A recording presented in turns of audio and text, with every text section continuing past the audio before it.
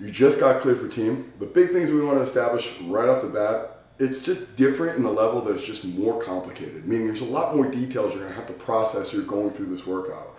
So you'll notice it's the same basic structure: antagonist pairings, push-pull pairings like A1, A2. You'll notice there's tempo, you notice there's set reps, and these are all things that we should be familiar from our first class with strength. But as we transition to team, you'll notice there's just a lot more details you have to process and go through as you're going through the workout. We're not expecting you to understand this fully right off the bat, and that's why we have coaches there, and that's why we have other people at your rack to help you guide you along.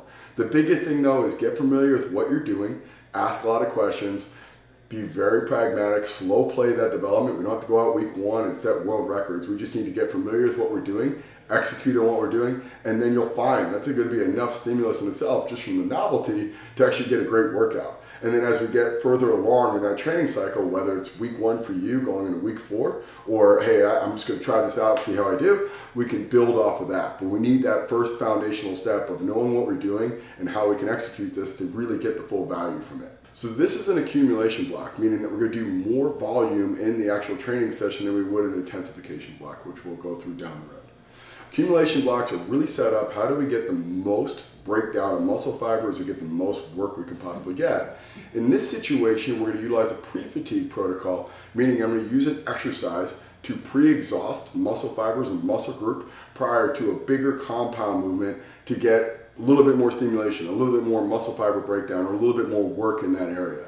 You'll notice that we have 2 different rep schemes and tempo schemes as we go through this. It's going to be 12 in the A series with a 2-0-2-0 tempo, meaning that I'm going to go down 2 and up 2. So as we're going through that set and rep scheme, anytime you see controlled concentric or up, that means we're trying to create more muscular fatigue. We're not trying to explode through and use momentum. We're trying to contract and create that actual response in that local muscular group to parlay into our A2, which is again going to be 12, but with a 3-0-XO tempo. So now we get a little bit more focus on the external load, but we pre-exhausted those muscle fibers. So we're going to go down slow, up fast for 12 reps. So A1 is going to be 12 of the 2-0-2-0 tempo. A2 is going to be 12 of the 3-0-XO tempo.